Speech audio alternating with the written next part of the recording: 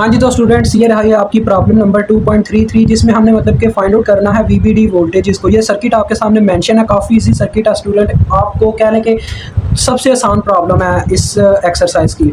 तो देखें इसमें हमें वीबीडी अगर वोल्टेज मालूम करना है, पहले तो शेप के अंदर आप कुछ बच्चों को ये नहीं पता होगा वीबीडी वोल्टेज कहाँ पे हमने फाइंड आउट करने हैं।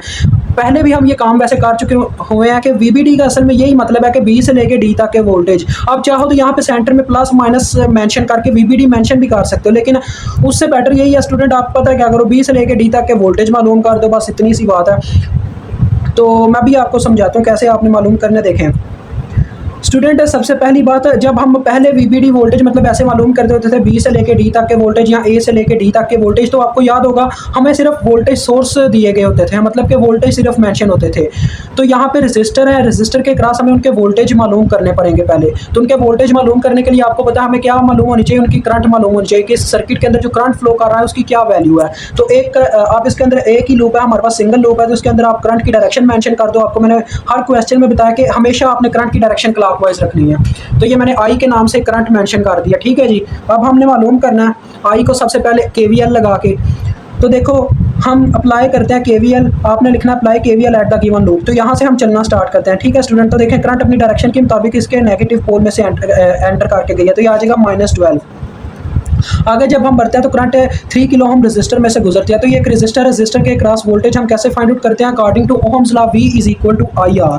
यही फार्मूला होता है ना, तो इसको आपने इस्तेमाल करना है। तो रजिस्टर की वैल्यू है 3K और करंट का नाम ही हमें पता है I, तो ये आ जाएगा 3KI। तो साइन आपका प्लस में आएगा जब आप क्लॉकवाइज डायरेक्शन में करंट को लेते हो। तो आप हमेशा यही समझो कि आपने करंट की डायरेक्शन हमेशा क्लॉकवाइज लेनी है, ठीक है, जिसकी मदद से आपको ये कंफ्यूजन नहीं होगा कि किस वक्त आप रजिस्टर के क्रॉस माइनस का साइन इस्तेमाल करोगे, किस वक्त प्लस का साइन इस्तेमाल करोगे। इसी कंफ्यूजन से बचने के लिए मैं आपको हमेशा कहता हूँ क्लॉकवाइज डायरेक्शन में सिर्फ करंट रखो, ठीक है। अब आगे देखो, जब हम आगे बढ़ते हैं तो ये 1 किलो ओम का रजिस्टर आ जाता है, तो इसके क्रॉस हमारे पास वोल्टेज क्या होंगे 1KI, ठीक है। आगे ये जगह कम पा रही है तो यहाँ पे मैं ये साइन लगा देता हूँ, ये अलग शेप की जगह।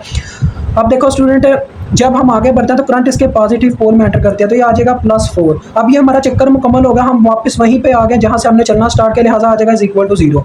अब देखो -12 + 4 ये कितना आ जाएगा -8 दूसरी जानब जाके +8 हो जाएगा, और ये देखो 3 + 1 4KI आ जाएगा, ठीक है। 4KI = 8। तो यहाँ से हमें आई की वैल्यू मिल जाएगी, देखो 8 डिवाइडेड बाय 4K, तो ये कितनी आ जाएगी, देखो 4 1s are 4 2s are, और किलो ऊपर जाके मिली बन जाएगा, 2 मिली एम्पेयर आपका आंसर आ गया करंट का, ठीक है। आई की वैल्यू आपको पता चल गया, अब वीबीडी वोल्टेज आप इजीली मालूम कर सकते हो।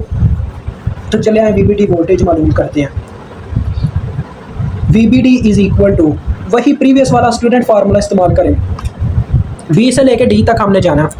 तो यहाँ से हमने चलना स्टार्ट किया, तो इसके मुझे वोल्टेज मालूम करने होंगे। वोल्टेज कैसे मालूम करूँगा स्टूडेंट, जैसे ये फार्मूला लगा है वही फार्मूला इस्तेमाल होगा। तो इस रजिस्टर के आपको पता है जब करंट क्लॉकवाइज डायरेक्शन में हम लेके जा रहे हैं तो इसके पॉजिटिव पोल में ही एंटर हुई होगी, और मैंने आपको ये पहले कंफर्म कर दिया कि जब आप करंट क्लॉकवाइज डायरेक्शन में लोगे तो आपने एक रजिस्टर के क्रॉस हमेशा वोल्टेज पॉजिटिव लेने हैं। तो इसका क्या फार्मूला आ जाएगा 1KI, ठीक है 1KI। आगे देखो, आगे जब करंट बढ़ती है तो इसके पॉजिटिव पोल में एंटर कर दिया 4 वोल्ट के सोर्स में, तो ये आ गया +4। अब देखो हम यहाँ पे जब हम आगे जाते हैं तो हम डी तक पहुँच जाते हैं, यानी कि वीबीडी वोल्टेज कवर हो गए। ये जो भी आंसर आएगा ये वीबीडी वोल्टेज होंगे।